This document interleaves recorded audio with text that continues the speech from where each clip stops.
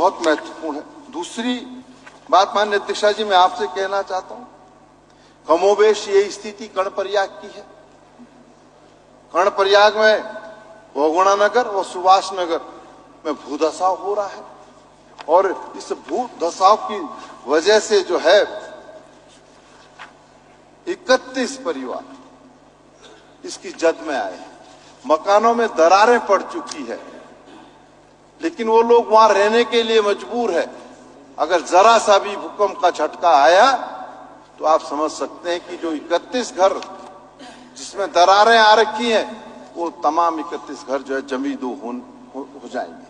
और कर्णप्रयाग में जो दरारें आने का कारण है वो सिर्फ एक ही है कि ये जो चार धाम परियोजना के तहत सड़क का निर्माण हो रहा है, वो सड़क का निर्माण बहुगुणा नगर और सुभाष नगर जो है उसके नीचे से वो हुआ है और उसकी वजह से उन मकानों में दरार आई। तो अध्यक्षा जी बहुत गंभीर विषय है।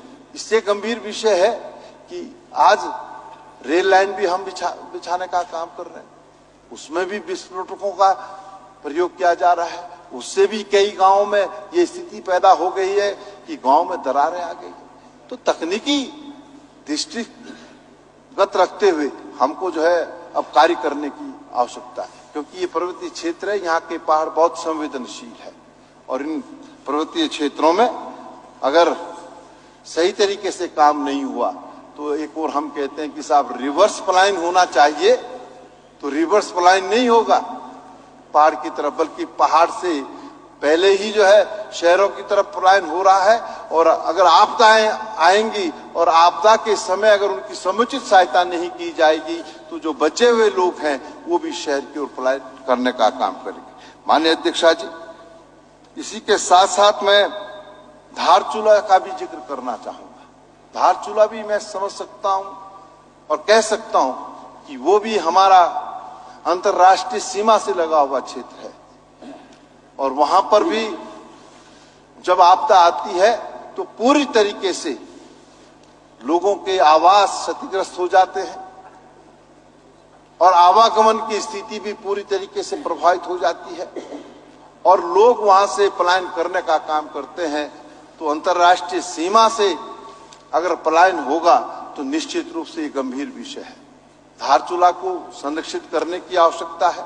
वहां के आसपास के गांव में जिस तरीके से आपदा आई है और वहां के लोग प्रभावित हुए हैं, मैं समझता हूं कि ये इस राज्य के लिए एक बहुत बड़ी चुनौती है। यदि हमने पर्वतीय क्षेत्र में जो आपदाएं आ रही हैं इस पर अगर काबू नहीं पाया, इन आपदाओं को रोकने में अगर हम सफल नहीं हुए तो जो राज्य के निर्माण की भावना आपकी और हमारी थी वो भावनाएं जो है पूरी तरीके से जो है समाप्त हो जाएगी।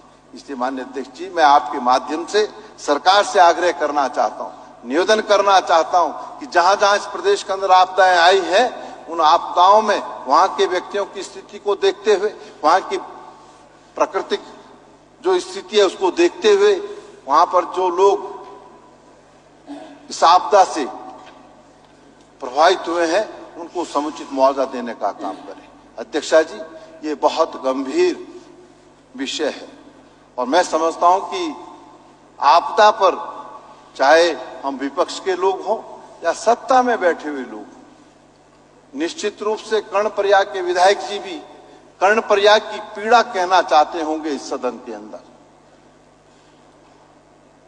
और जो पड़ोसी विधानसभाएं हैं वो भी अपनी पीड़ा कहना चाहती होंगी कि आज पर्वतीय क्षेत्र में जो हो रहा है उसके लिए सरकार को कार्य करने की करें। माननीय अध्यक्ष जी, मैं इसलिए कह रहा हूं, तभी मैं कह रहा हूं, हमने 310 का नोटिस दिया था कि आप इस पर चर्चा कराएं, सदन की कार्रवाई रोक दें ताकि प्रत्येक सदस्य जो है अपनी बात कह सके, ताकि वो इस सदन के माध्यम से सरकार के संज्ञान में लाने का काम कर सके कि पर्वतीय क्षेत्र की स्थिति क्या है।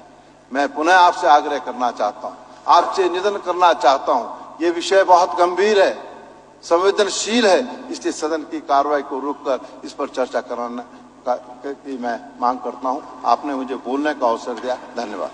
चर्चा जारी रहेगी। अब हम उठते हैं 3 बजे तक।